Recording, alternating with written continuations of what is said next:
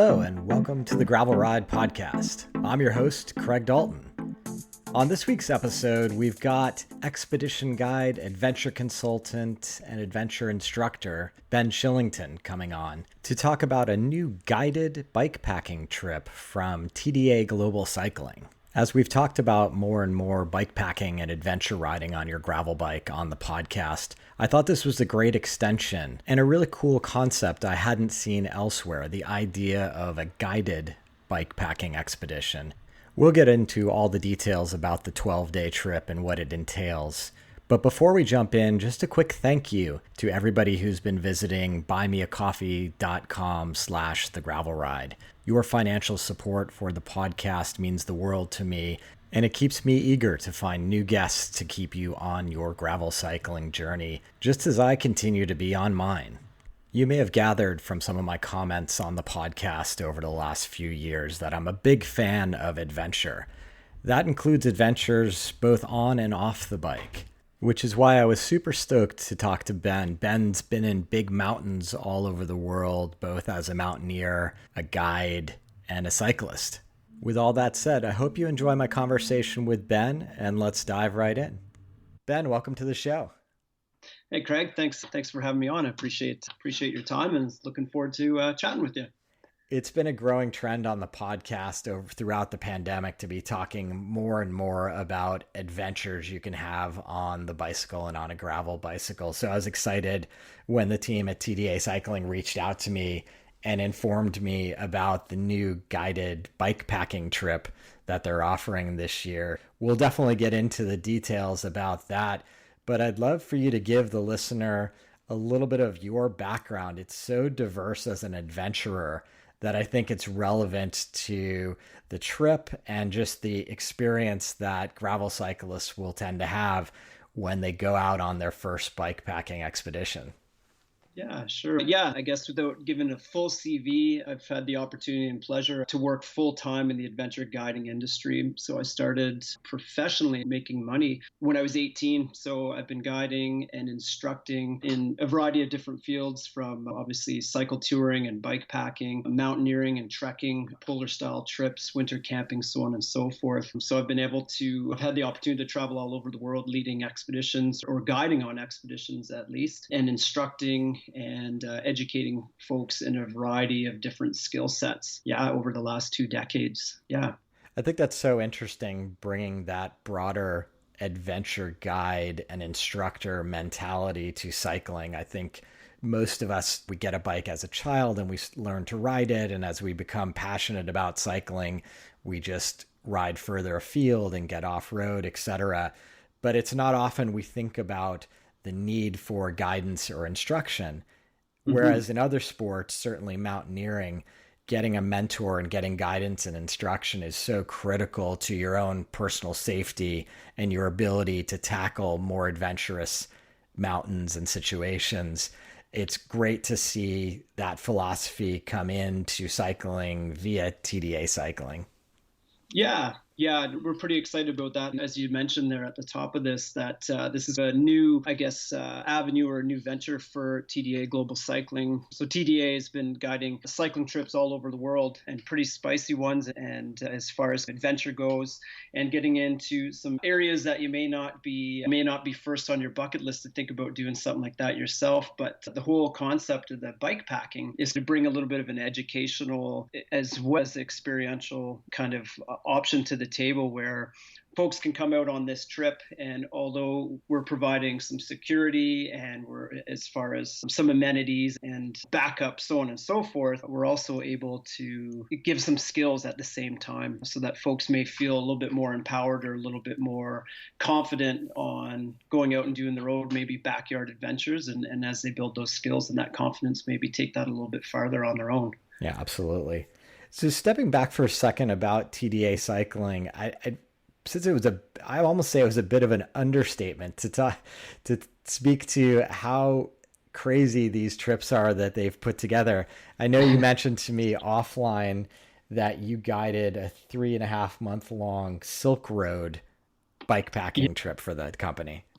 I did, yeah, and that was my first trip that I did with TDA, and it was quite the experience, especially as leading that trip and guiding on that trip. Yeah, so it was a multi-month, 3.5 months, I think, pretty close, and we rode from Istanbul, Turkey, to Beijing, China. So I think that would be what 7 or 8 countries that we specifically rode through across the way. So you can imagine a variety of different borders to cross, a lot of different cultures to encounter, quite a few stories because although you have a plan and a backup plan, there's a lot of unforeseen little adventures that can arise on the way. We camped, I'd say, probably 75% of the way. And as I'd mentioned before, probably say about 25% of that would be in what you may call a hotel, especially as we got a little bit farther east in the more populated eastern side of China. Crossing the Caspian Sea, being, I wouldn't say stranded, but I guess stranded on a Russian barge across the Caspian Sea, to hitchhiking some of our equipment across the mountains from Kyrgyzstan into China, and bypassing a war, and a whole bunch of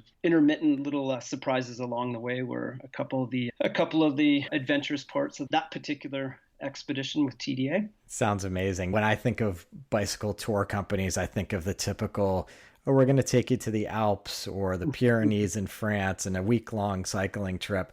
So to learn about a company that is doing not only multi-week, but multi-month trips, it's pretty amazing to check out. Yeah, for sure. And as you mentioned, these are bikepacking or cycling expeditions, really, because although there's an A to B, there's no real guarantees. But the skill set that TDA and primary staff have for keeping the thumb on the pulse and knowing what's going on internationally and having communications, and these guys are experts at logistics and problem solving, and it's just amazing. Anytime that I do get the opportunity to work with these guys, they can make pretty much anything happen and deal with things in such a calm and collected manner that, even as a professional guide, and I've worked in a whole bunch of different genres, there's always something to learn with how these guys are able to choreograph and really have these successful trips going through these amazing areas that you may not have otherwise thought you could even expose yourself to. Yeah, there's absolutely both an art and a science to bringing a group through some of these countries, even like landing in the airport and figuring out how to get your gear together and how to get the right porter or the right car. Having someone in the background just handling those logistics can make something that's still truly going to be an epic adventure that's going to push your personal limits just a little bit easier and frankly a little bit safer to pull off. Yeah, for sure. Yeah. So the individual still has to have their head in the game to make it through whatever that day's offering is. But like we keep mentioning, some of those really off the beat challenges that may come in that we don't have, that your average lady or gentleman wouldn't have experience with, that we can take care of. As someone who's approaching guiding that 3.5 month trip with clients, was there a criteria or communication with the client in advance to make sure that they were prepared both physically and mentally for that type of trip? Yeah, so for most of these TDA trips, and especially these longer ones and moving into the bikepacking one, there's a lot of communication that comes ahead so that people understand what they're signing up for. Want to make sure that the experience that they're signing up for is what they are actually considering. Sometimes things might look different on a web page or in a description than what you have in your own mind. So the communications through email, phone conversations happen way ahead of time. And then there's a bit of consulting. So on the classic TDA tours, there's bulletins that go out, bike checks, medicals, gear packing request sheets, or even mandatory. Like on some of these trips, if we go back to the Silk Route, right, you could only bring these 2 size bags. And if it didn't fit, you weren't allowed to bring it on. You had to have these X amount of spare parts and nothing extra, so on and so forth, because the environment is changing so much that you can't be overburdened. So being selective with what you have, but making sure that folks bring the right things with them, especially if there's no opportunity or limited opportunity to top up on those supplies. So yeah, a lot of work goes in to getting people to buy into the trip objective and be as ready as possible for day one, starting out on some of these bigger journeys. Was your experience that the relative fitness level of the clients made it so that it was a kind of simpatico team, or did you have outliers one way or the other? No, there's a suggested level of fitness or strength, or fitness would probably be the right word.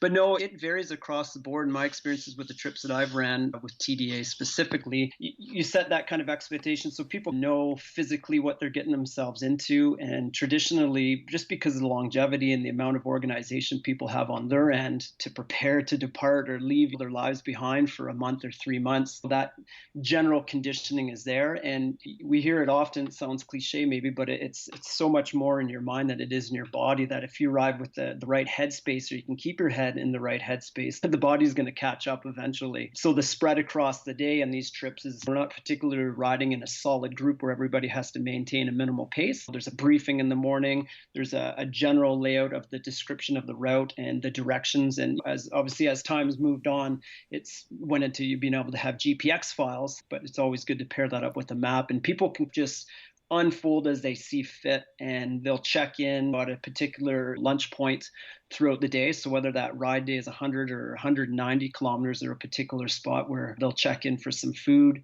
they'll need to arrive in camp. There's always a sweep rider, and depending on the trip, there will be an emergency vehicle out there. Even though these clients will be spread out over tens or maybe 50 kilometers worth of terrain, we always kind of got an eye on where everybody is, and they can just roll in at their own leisure. Because the whole objective of a lot of these trips is to connect people with the region that you're traveling in. And the beauty of the bike is being able to move swiftly and efficiently, but also you can slow down and you can get off to check anything out that you see, or have those personal encounters and just be in the moment. Yeah, absolutely. It makes it so special. And I think part of getting out there in nature often is experiencing a little solitude and a little time by yourself. So doing that in a foreign country, and as you said, to be able to experience the community and the food at your own pace is a really nice benefit, and really adds to that spirit of adventure, I imagine. Yeah, and everybody has their own objective, right? So they might sign up to bike from Istanbul to Beijing, but you might be a history buff, or maybe you might be a fitness buff, and you want to crush those miles as hard and fast as you can every single day because that's your goal. Maybe you might be into food or photography. Being able to give folks a bit of a heads up on what they may encounter and how they may get the most out of that experience, then as long as they're not in a major time restriction, everybody can take that day in as they see fit. Yeah, we could continue to talk about the Silk Road all day because it's an area that I'm personally fascinated in, and I've seen some of the bikepacking events over in that region. It looks stunning, it looks rugged, it looks remote. It just looks like the place that any adventurer would dream of going. Yeah, for sure. Transitioning over to the bikepacking Quebec trip that's on Yes. the calendar for this year. Let's talk about some of the details, where it starts and stops, the dates, and then we can get into kind of what the rider should experience and what you're looking to provide to them.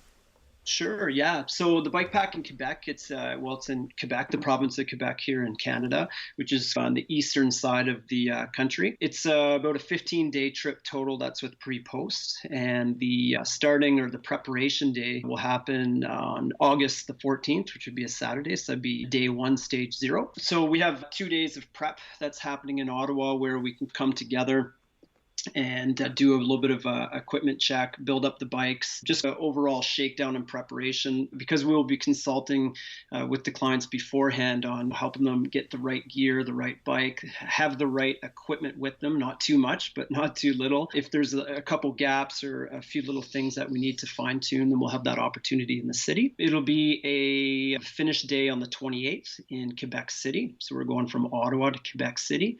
And the route takes us over those 2 weeks. There'll be 2 rest days in there to break things up, but it brings us up and around out of Ottawa through the Gatineau Park, getting up quite a bit north into the Laurentian Mountains and weaving back around down into Quebec City. And does that cover a lot of elevation? Is there a lot of climbing in that region? Yeah, and you're going to ask that being out in California. So in the Laurentian Mountains here, we don't have the long rise that you guys do, or the run, sorry, but we have a repetitive run. So there's lots of steep climbs and descents, but just back to back. So throughout the Laurentians, you can get anywhere from 9% to 20% gradients. And on your average day, if I look at my layout here, I can tell you what some of the average day climbs are, but up to about 1,200 meters of climbing on an average day for this particular route. Okay. Yeah, nothing too crazy, but definitely some steep pitches. But it's more so being off of the beaten path as opposed to cumulative elevation gain. And as a team of cyclists, are you out there on your own, or are there support systems, vans following you? What's the situation for So that? the so the situation and the point that we're trying to sell or promote to folks is that we're creating a real kind of self-sufficient opportunity to get out there on your bike. So the bikes, everyone will be loaded with everything that they need for sleeping, for eating. So like a fuel stove, a solo self-supported or freestanding tent, your change of clothes, snacks, water, purification, so on and so forth. So there will be a emergency four-wheel drive vehicle in the ether that will have access in the event that there's an emergency, but there's no lag wagon per se or anything that's meeting us from point to point. So when we roll out in the morning collectively as a group, folks will have a GPX file. I'll do a morning trip briefing to let folks know here's what the terrain is looking like. If there are any amenities to see, to stop at along the way, there are going to be several days where there are no amenities. So that classic coffee shop or pastry top up will not be available for portions of this ride. So we'll discuss that all out in the morning. And so when we leave out, people will have a good sense of the directions where they're going, what they may encounter. And one of us will be riding within the group and move around from front to back, keeping a physical check on everybody, but not being with everybody all at the same time. So when we do roll into camp in the evenings, everything will already be on the bike. We can roll in, we can set up, get cleaned up, and then progress with our afternoon and evening. Nice. Will each athlete then have a complete bike packing setup? I think you referenced this, but I want to make that point clear. So each person would effectively be self-sufficient with their own food, their own ability to cook, their own ability to purify water. That's correct. Yeah, that's correct. So we'll make sure, and that'll be a part of the pre-trip support that we're going to offer. So obviously everything is via Zoom, and depending on where folks are coming in from, we're setting up a couple milestones ahead of the time so that we can review those bikes or help them make a choice with what they already have or what they may need to add to that setup. So depending on what their philosophy is for their own rig, the bike pack, frame bags, so on and so forth that they might use, the equipment. And we definitely are going to consult and give some high suggestions on certain particular pieces of equipment that they come out with them when, as far as their sleep systems go and for cooking. Yeah, you're correct that when we roll out, if we're on stage 4 and we're rolling out from Lac Ernest to Mont Tremblant, and it's 80-kilometer a day and 55% of that is dirt, gravel, and double track, they have every single thing that they need on them. Let's say worst case scenario, we had to stop midway and set up camp. We could. Everything's right there. It's not in the van or in the truck. Yeah, interesting. That type of advice is invaluable. I think in bike packing, certainly editing is critical in terms of getting the right amount of gear, but not too much gear. That's right. Yeah. And that's it. And I think that's what we want to provide here. And this is the idea, is that we talked about it's nice having that little bit of security or peace of mind that you have support with you. So whether that be an experienced guide that's out on the trail, whether he's 10 kilometers ahead of you or 20 kilometers behind you, that he or she is coming, understanding the system as a whole and being able to progress and get a little bit more efficient on packing that bike a little bit. So it's handier to get at the things that you need throughout the day, being quicker and more efficient at setting that tent up at night, how to stake things out so your tent is more breathable so that you're drier in the morning, how to manage your clothes, how to eat differently, when you should prep your water and why. So these are all the things that myself and the staff at TDA on this expedition are going to be able to work with clients beforehand, but then also work with them throughout the trip. So it's a progression of knowledge and experience. When we're going through these systems every single day and recalibrating, everybody has their own philosophy, but we can help each individual fine-tune that philosophy,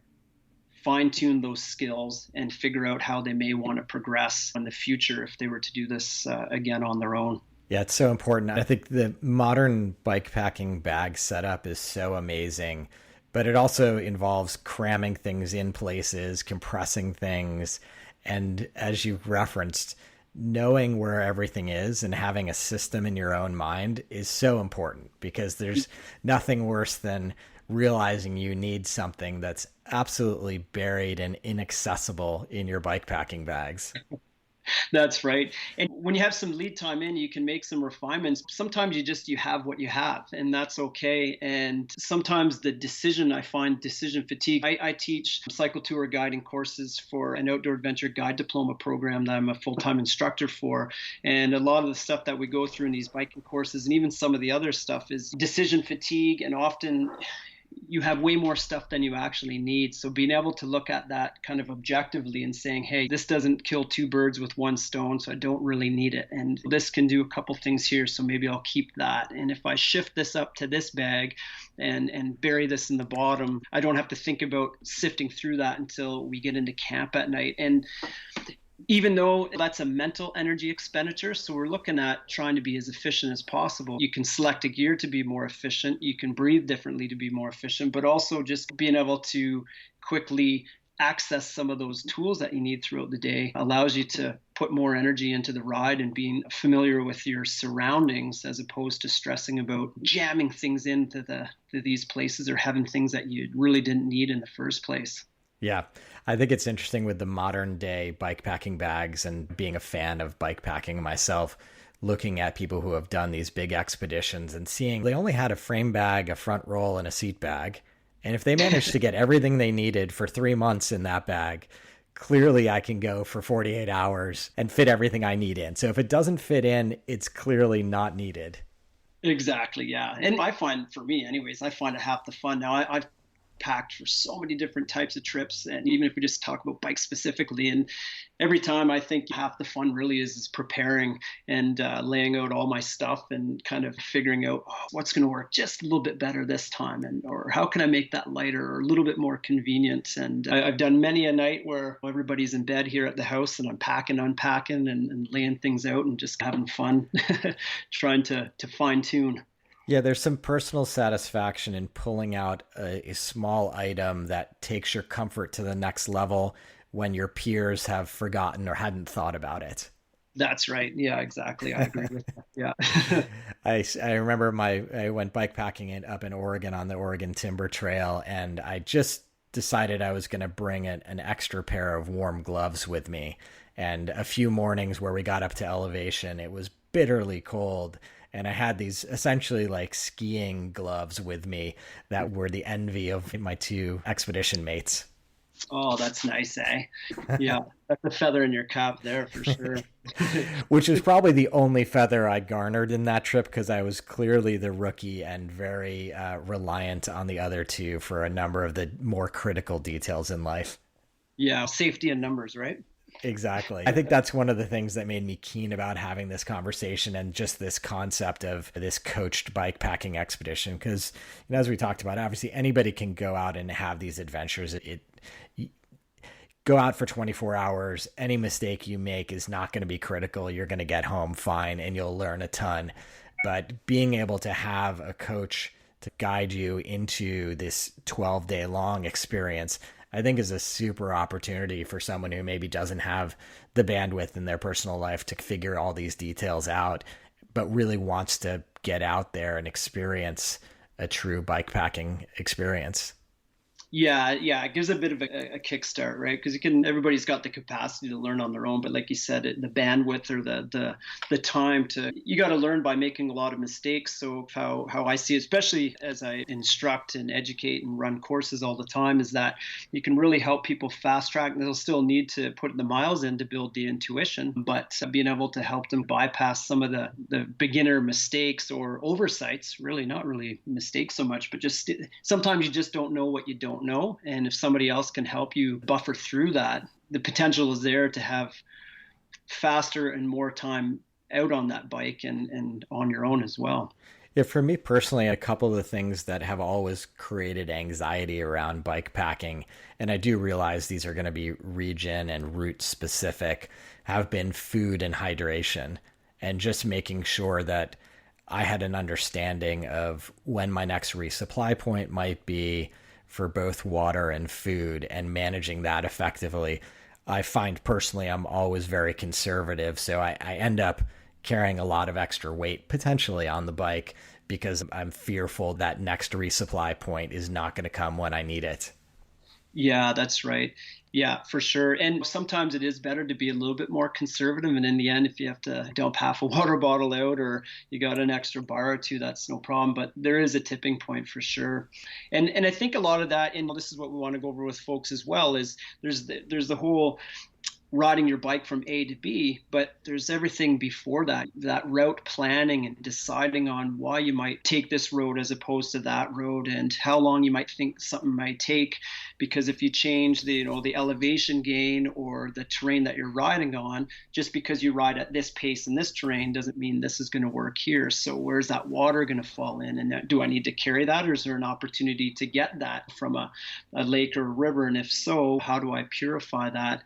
And the same thing with that caloric intake, right? We often think we need way more food than we do, but if we change the foods that we select and we put it in our body in a slow trickle, you often get more miles out of that. So it changes the bulk. So yeah, it's intimidating, but also fun as well, because there is so much to learn and you always get just a little bit better and a little bit more refined, and you push that next trip just a touch more. Yeah, it's interesting. A lot of the listeners, and myself included, may have come from a bike racing background where it was pretty easy to have 8 power bars or the equivalent with you for an 8-hour event.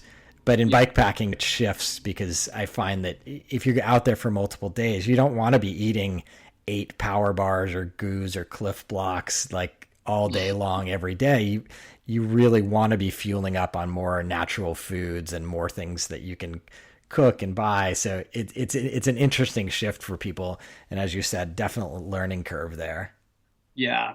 And it's one thing I always use to reference it's a game of chess. When you can fake it for an overnight, but when you're adding multiple nights on, there's a snowball effect for every decision that you make. When you're on, stage 1 or 2, you got to think about stage 8 and 9. And yeah, so some of those things change when you're adding duration to the big picture. Yeah, I think you're totally. And I imagine that also that statement applies to people's physical nature as well, because you can go out and you can hammer day one's climbs and crush everybody and put a lot of effort into it. But day 2 and 3, those efforts are going to come back and haunt you. So it's important to measure out your physical efforts as well, I imagine.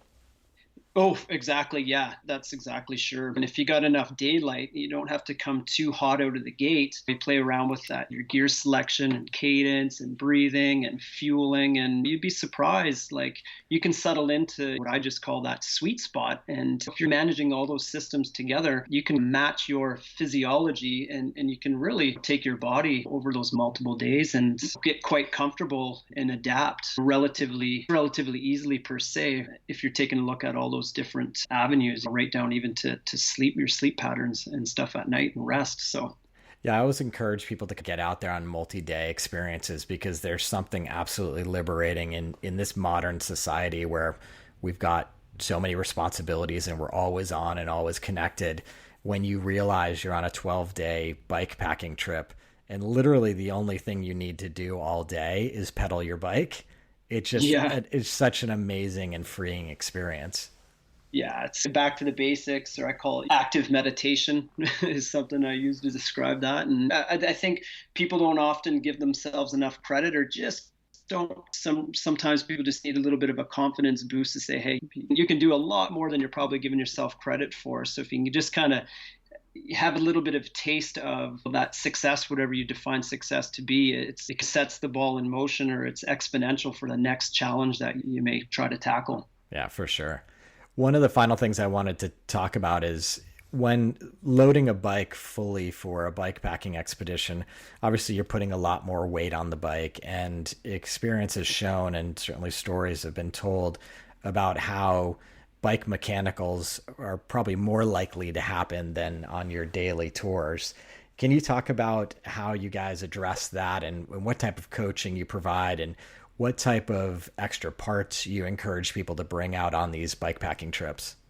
Sure. Yeah, that's a great question. So I always think proactive instead of reactive. And when I say that, it's more one, really knowing your bike, having it fine tuned, whether it's by yourself or your local mechanic, to make sure every part of that bike, from the integrity of the frame to how good your sidewalls on the tires that you're choosing to use, fresh cables, there's no leaks if you're running hydraulic brakes, the drivetrain is fresh, right? So if you're on the cusp of any of that, you want to take that out of the equation, right? So you start off with a peace of mind, not fingers crossed. I always want people not to have fingers crossed as far as that goes. So when you're coming in with all those avenues of your bike taken care of, bearings as well, the wheels being trued, so on and so forth. So we have a list of, recommendations for what should be certified or checked off by yourself or your mechanic.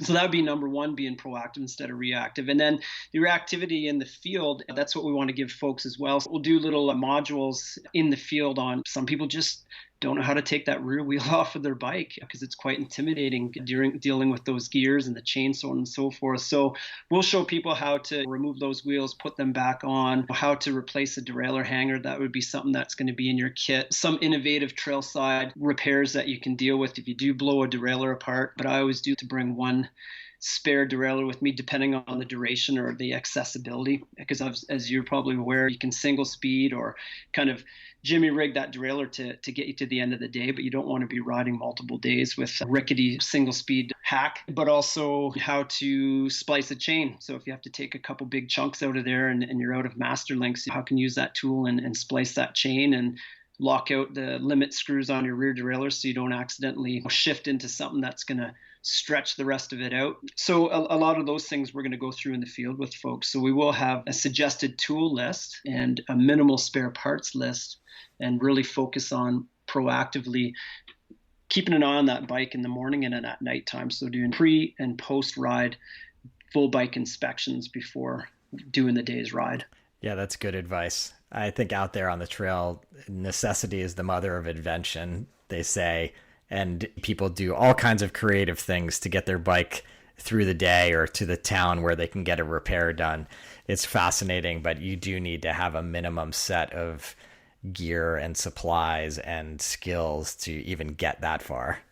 Yeah, and that's when I look at it too, a lot of times, like when you're rolling out and everything's dialed in correctly and there's no fingers crossed and the bags are packed and they're clipped on and secured and you know how everything's going, often your three key breakdowns is going to be a broken chain. And that's typically if it's getting really mucky or you make a bad choice shifting under pressure. Those things can happen, but typically there's a reason for that happening.